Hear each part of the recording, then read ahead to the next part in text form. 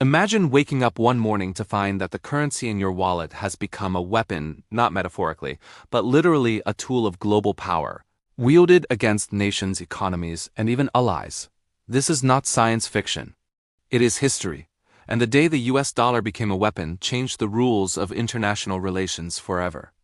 To understand it, we need to travel back to the early 1970s, a time when the world's financial system was undergoing a seismic transformation. For decades after World War II, the dollar had been the foundation of global stability. The Bretton Woods system, established in 1944, pegged major currencies to the dollar, which itself was convertible into gold. The U.S. economy was dominant, producing nearly half of the world's industrial output, and its currency was trusted as a universal medium of exchange. Governments, banks, and businesses around the world relied on the dollar to trade goods, invest, and secure economic growth. The dollar was, in essence, a global promise of stability, backed by the world's largest economy and a gold standard that inspired confidence. But promises can be weaponized. By the late 1960s, the United States faced enormous pressures at home and abroad.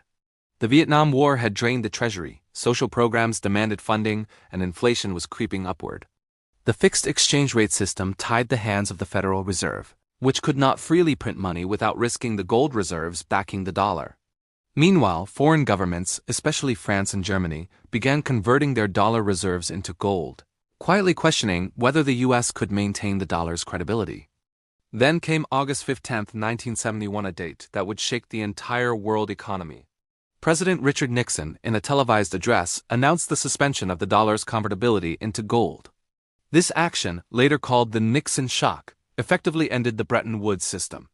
Suddenly, the dollar was no longer backed by gold, and the global economy had to adjust to a new reality, a floating currency, entirely dependent on trust in American economic power, military strength, and political will.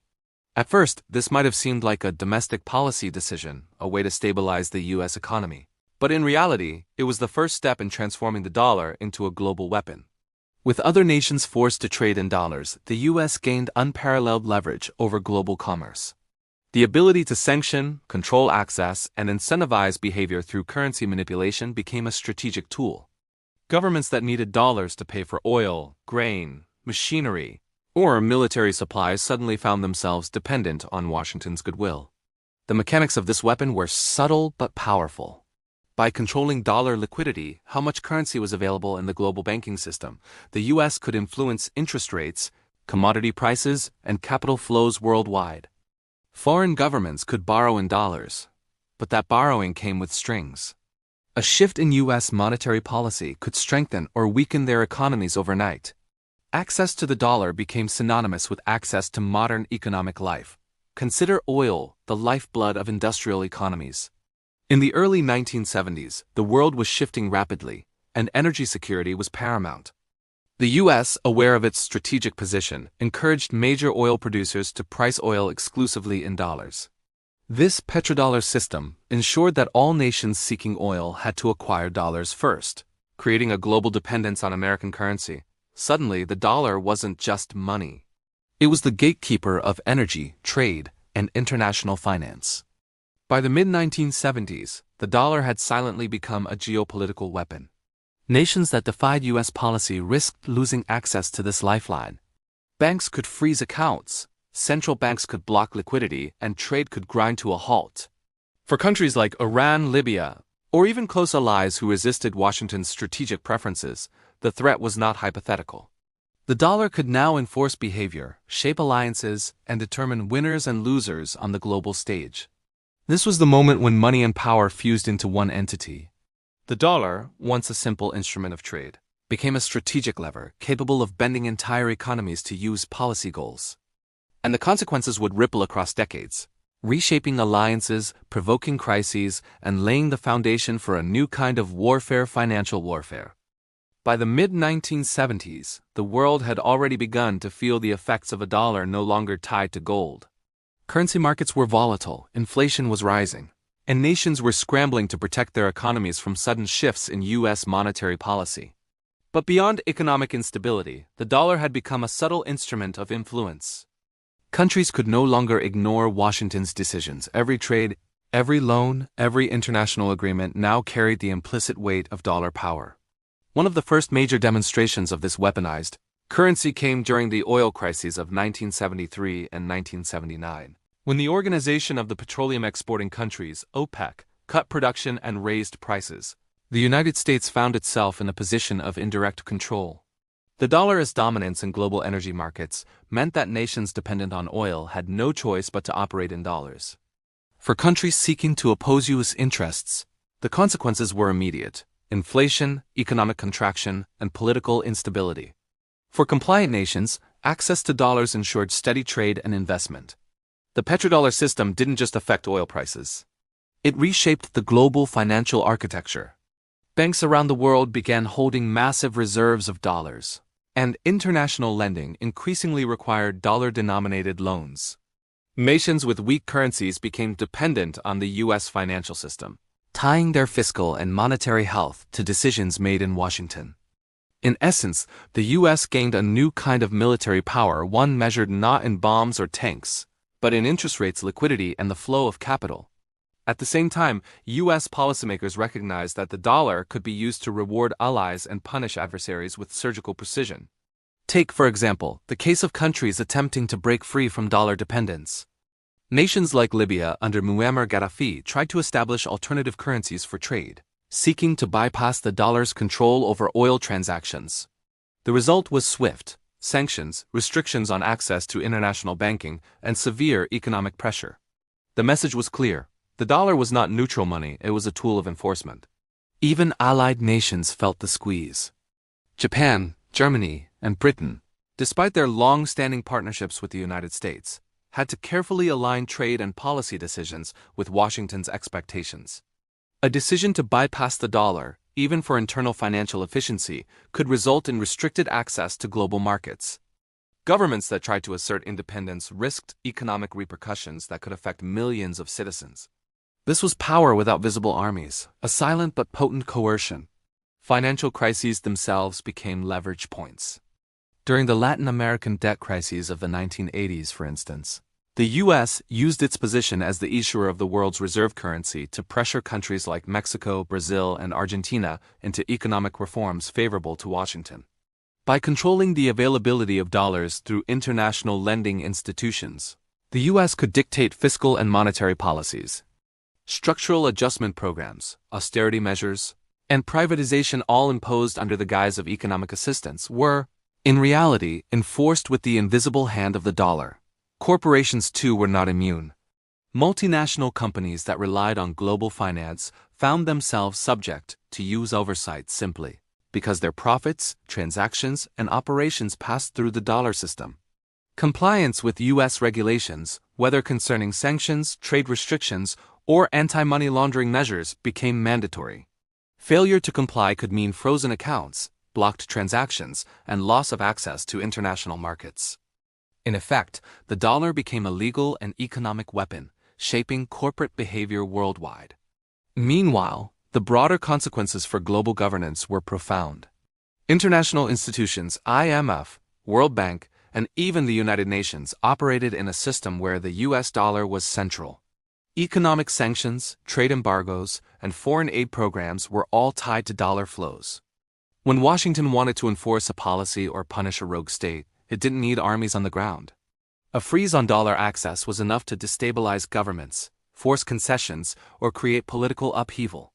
By the late 20th century, the dollar's dominance had entrenched itself as the cornerstone of global geopolitics. The U.S. didn't need to threaten other nations militarily to achieve strategic objectives.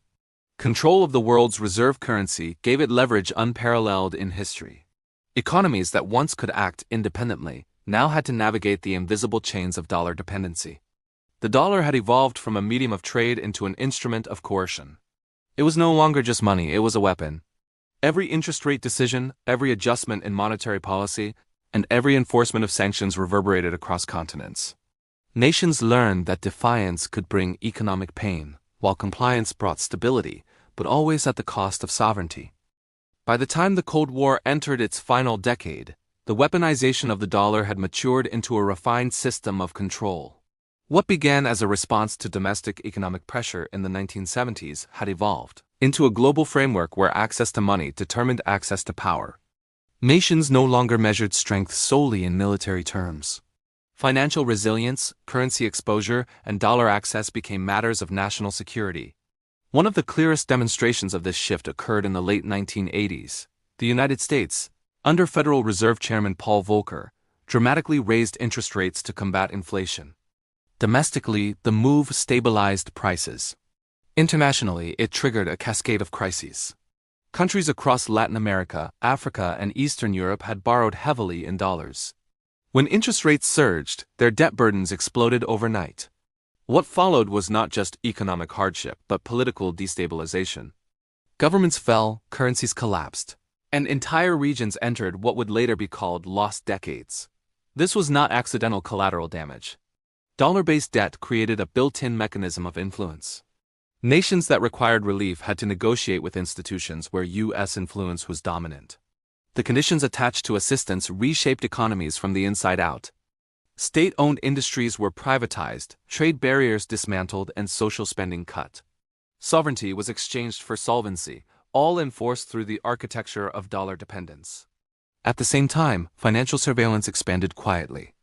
As global banking became increasingly interconnected, dollar transactions flowed through U.S.-regulated institutions.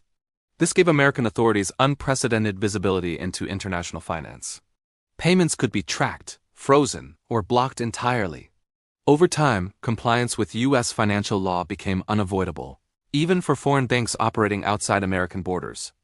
If a transaction touched the dollar system, it fell under U.S. jurisdiction. This legal reach transformed sanctions into a precision weapon. Unlike broad trade embargoes of earlier eras, modern financial sanctions targeted specific individuals, companies, and sectors. Assets were frozen. Accounts were closed. Access to insurance, shipping, and credit vanished. Countries like Iraq in the 1990s and later Iran felt the full weight of this system. Economies didn't just slow. They suffocated. Imports stalled, inflation surged, and ordinary citizens bore the cost of financial isolation. What made the dollar weapon so effective was its invisibility. There were no troop movements, no declarations of war. Markets reacted automatically. Investors fled at the first sign of sanctions. Banks refused transactions preemptively. Even rumors of dollar restrictions could trigger capital flight. The system enforced itself, requiring minimal direct intervention. Meanwhile, emerging powers took notice.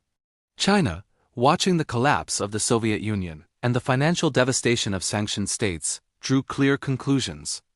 Economic vulnerability could be more dangerous than military weakness. As China integrated into the global economy, it did so cautiously, accumulating massive dollar reserves while simultaneously building alternative financial channels.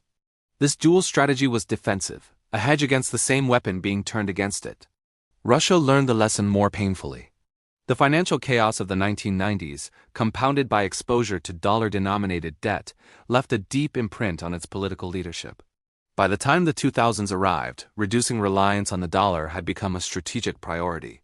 Reserves were diversified, energy trade explored alternative currencies, and domestic payment systems were developed. These were not acts of rebellion, but survival instincts formed under financial pressure. Even within allied networks, unease grew. European governments began to recognize the limits of their autonomy when dollar sanctions conflicted with their own economic interests. Companies faced penalties for doing business deemed unacceptable by Washington, regardless of domestic laws.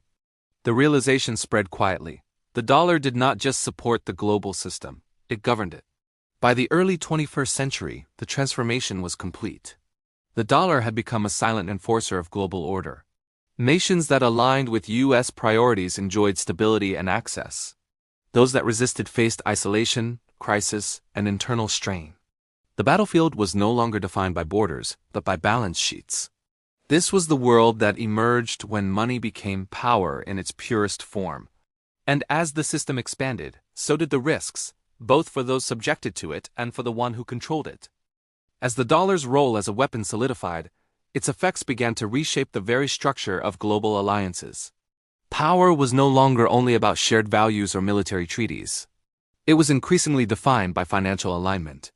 Nations discovered that their freedom to act on the world stage was directly tied to their position within the dollar system.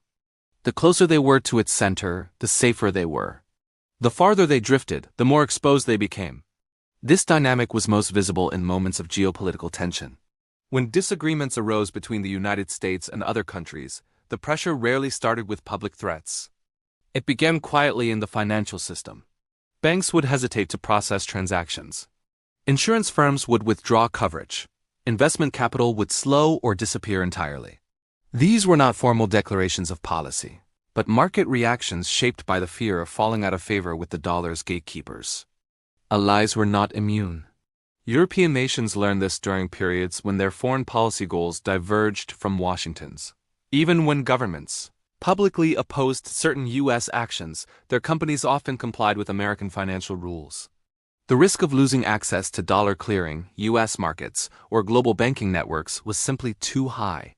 Sovereignty existed on paper, but financial dependence imposed practical limits on independent decision-making. This quiet coercion extended into technology and trade. Global supply chains relied on financing, insurance, and payment systems denominated in dollars. A manufacturer in Asia, a shipping company in Europe, and an insurer in London might all be part of a single transaction. If any link in that chain was subject to dollar restrictions, the entire deal could collapse. This interconnectedness magnified the dollar's reach far beyond traditional financial channels. Over time, the threat of dollar exclusion became as powerful as its actual use. Countries began to self-regulate, avoiding policies or partnerships that might provoke financial retaliation. Governments weighed not only diplomatic consequences but currency exposure. Central banks prioritized dollar reserves, even when doing so limited domestic investment.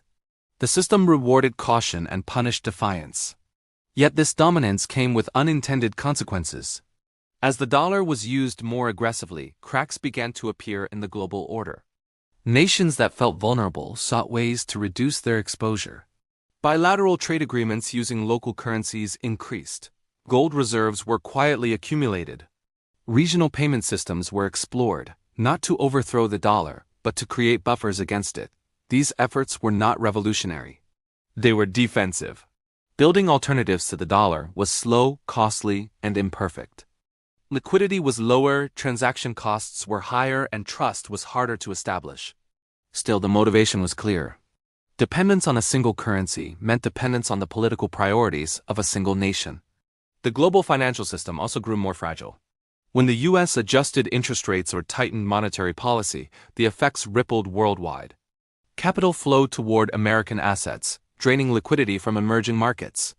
Currencies weakened, debt burdens increased, and economic growth slowed.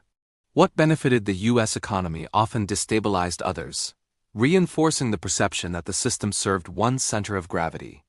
At the same time, domestic debates within the United States began to acknowledge the strategic value of the dollar. Policymakers recognized that financial power could achieve outcomes once reserved for military force. Sanctions, asset freezes, and regulatory pressure became standard tools of foreign policy. The line between economic management and geopolitical strategy blurred. This evolution changed how conflicts were fought. Wars no longer required immediate violence. Financial isolation could weaken a state from within, eroding public trust, straining institutions, and limiting a government's ability to function. The battlefield shifted into banking networks, payment systems, and currency markets. By the end of the second decade of the 21st century, the message was unmistakable. The dollar was not just the backbone of global trade, it was the backbone of global influence. Access meant stability, restriction meant vulnerability. Nations that understood this adapted cautiously, balancing participation with protection. The world had entered an era where power moved at the speed of transactions, and control was exercised through ledgers rather than armies. The day the dollar became a weapon was no longer a moment in history, it was a permanent condition shaping global affairs. By the time the dollar's transformation was fully visible, the world had already adapted to living under its shadow. What once looked like a neutral medium of exchange had become the central nervous system of global power. Every major economy, whether rival or ally, now operated with the knowledge that financial access could be granted, restricted, or revoked, not by markets alone, but by policy decisions made thousands of miles away. This reality forced countries into a paradox. To grow, trade, and attract investment, they needed the dollar. To preserve autonomy, they needed distance from it. Most chose a careful balance. They stayed inside the system while quietly preparing for the possibility that one day they might be pushed to its edge. Some began by rethinking reserves. For decades, holding dollars was the safest choice. They were liquid, trusted, and universally accepted. But gradually, central banks diversified. Gold purchases increased. Other currencies gained modest roles. Not because they were superior, but because reliance on a single asset had revealed itself as a strategic vulnerability. Others focused on infrastructure. Payment systems outside U.S. jurisdiction were developed. Cross-border settlement mechanisms were redesigned to bypass traditional channels. These alternatives were limited in scale, but their existence sent a signal. The dollar might dominate, but it was no longer uncontested by default. Still, replacing the dollar proved far more difficult than criticizing it.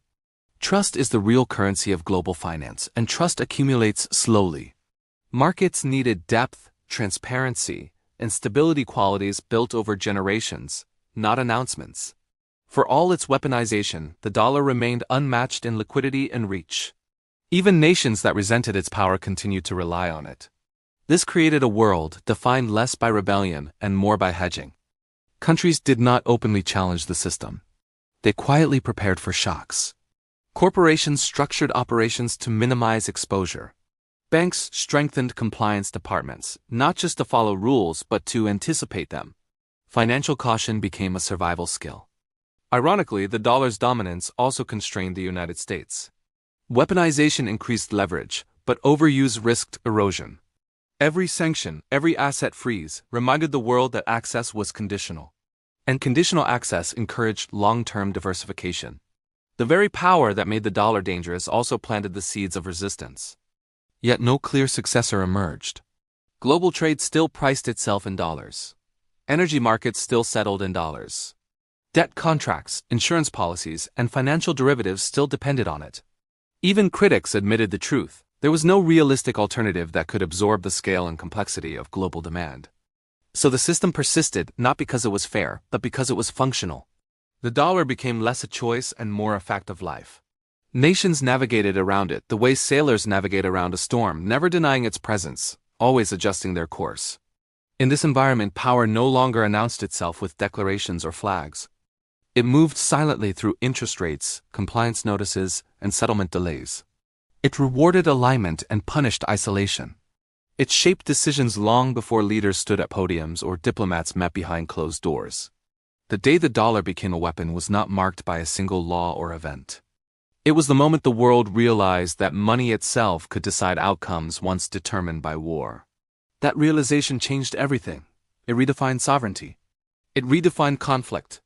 And it ensured that the most influential force of the modern era would not be an army, an ideology, or a treaty, but a currency. The dollar did not need to conquer the world. The world came to depend on it. And in that dependence, the balance of power quietly shifted forever.